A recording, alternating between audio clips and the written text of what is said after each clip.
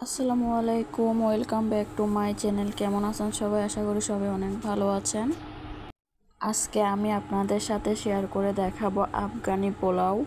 এই পোলাওটাকে অনেকে কাবুলি পোলাও বলে থাকে, যেটা কিনা খুবই সাধারণ কিছু উপকরণ দিয়ে তৈরি করা হয়, আর এটা খেতে অসম্ভব মজার হয়ে থাকে। মাংসটা অনেক সফট হয়ে থাকে এবং চিজি হয়ে থাকে। আর এই জিনিসটা দেখতে বিরিয়ানির মতো হলেও এটা কিন্তু একটা পোলাও, যে কিনা খুবই অল্প মশলা দিয়ে রান্না করা হয়। তাহলে শুরু করা যাক রেসিপিটি। আমি এখানে হাফ কেজির বেশি গরু মাংস নিয়েছি। মাংসটাকে আমি রেগুলার পিস থেকে একটু বড় করে নিয়েছি, ভালো করে ধুয়ে নিয়েছি। 1 টেবিল চামচ রসুন বাটা, হাফ চামচ পরিমাণ লবণ, 1 চা চামচ পরিমাণ গরম মশলা গুঁড়া, হাফ কেজি পরিমাণ পানি,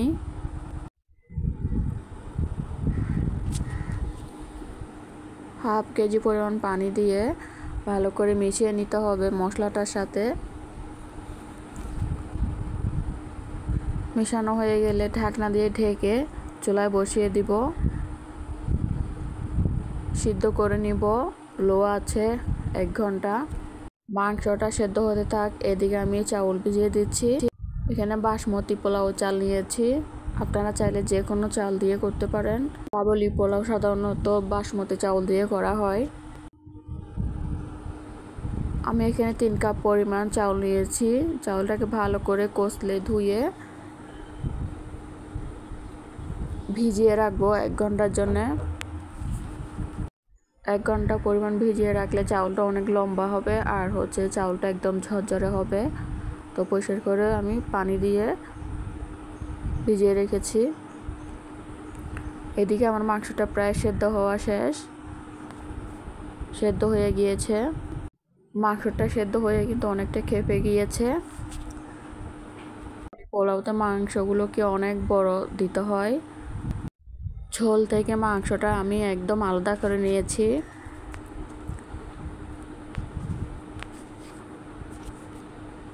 এই যে সে স্টক মাংসের, এটা আমি রান্না করার জন্য ব্যবহার করব। এটা দিয়ে আমি পোলাওটা রান্না করব, ফেলে দিব না। আমি একটা ননস্টিকের হাঁড়ি নিয়েছি। এখানে আমি 1 কাপ পরিমাণ গাজর, 4-5টা মতো কাজু বাদাম, 10-12টা মতো কিশমিশ ভেজে নিচ্ছি। আপনারা চাইলে এটা ঘি দিয়েও ভেজে নিতে পারেন, আমি তেল দিয়ে করেছি।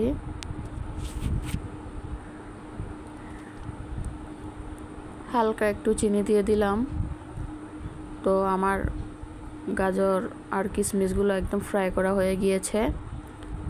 এগুলো এখন আমি উঠিয়ে নিচ্ছি। তো আমি সবগুলো উঠিয়ে নিয়েছি। এখানে 2 কাপ পরিমাণ পেঁয়াজ কুচি দিয়ে দিলাম। পেঁয়াজটাকে ব্রাউন করে ভেজে নিব। ব্রাউন করে ভেজে নিয়ে এখানে দিয়ে দিব টমেটো সস।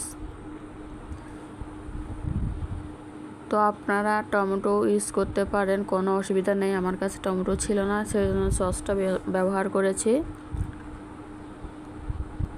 পেঁয়াজটা ভালো করে ব্রাউন কালার করে ভেজে নিতে হবে। ব্রাউন কালার করে ভেজে নেওয়া হয়ে গেলে দিয়ে দিব মাংসটা ভালো করে কষিয়ে নিতে হবে।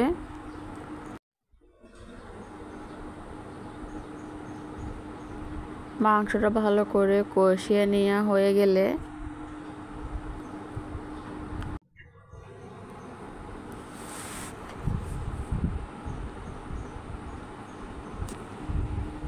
মাংসটা ভালো করে ভুনে নিচ্ছি আমি। মাংসটা ভালো করে ভুনা করা হয়ে গেলে সেই মাংসের স্টকটা দিয়ে দিলাম, দিয়ে ভালো করে মিশিয়ে নিচ্ছি। হাফ টিস্পুন লবণ দিয়ে দিলাম। লবণটা বুঝে দিবেন, কারণ মাংস সেদ্ধ করার সময় আমরা লবণ ব্যবহার করেছি। দিয়ে দিলাম ভিজিয়ে রাখা বাসমতি চাউল। এটাকে আমি ধুয়ে পানি ঝরিয়ে রেখেছিলাম। বাসমতি চাউলটা দিয়ে ভালো করে মিশিয়ে নিচ্ছি। মাংসর সাথে ভালো করে মিশিয়ে দিতে হবে। ভালো করে মিশিয়ে দিয়ে হাফ চামচ পরিমাণ গরম মশলা গুঁড়া, হাফ চামচ পরিমাণ কালো গোলমরিচের গুঁড়া দিয়ে দিতে হবে। সেটা ব্যাক ক্যামেরা দিয়ে দিলাম, কারণ সেটা ভিডিও করতে ভুলে গিয়েছিলাম।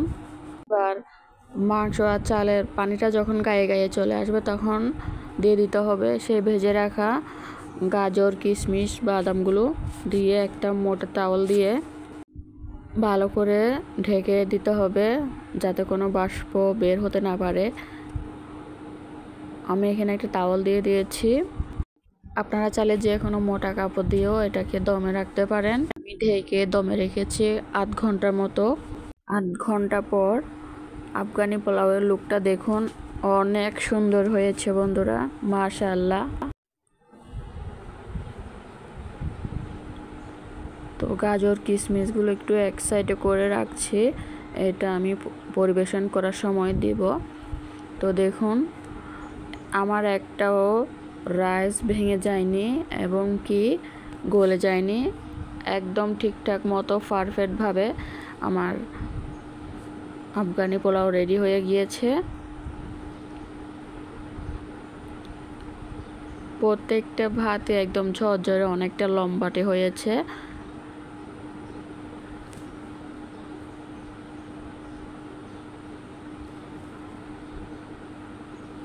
অসাধারণ লুক হয়েছে বন্ধুরা, অসাধারণ একটা কালার হয়েছে। এবার হচ্ছে পরিবেশন করে দেখাচ্ছি।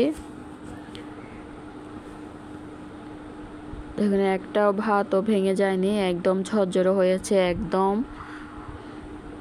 ঝরঝরে পোলাও।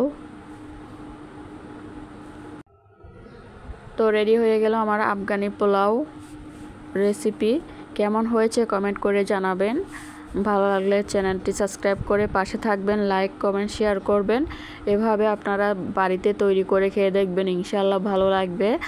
আফগানি পোলাওতে সাধারণত বড় বড় পিস করে দেওয়া হয়, তো আপনারা আপনাদের পছন্দ মতো পিস করেও নিতে পারেন, অথবা বাসায় যে মাংসটা রান্না করা হয় ওটা দিয়েও রান্না করতে পারবেন, কোনো অসুবিধা নেই। বাসায় আপনারা এভাবে তৈরি করতে পারেন, তৈরি করে পরিবারকে খাওয়াতে পারেন। আশা করি সবারই ভালো লাগবে। এই রেসিপিটি একদম সিম্পলভাবে করা, একদম খুবই মশলা কম,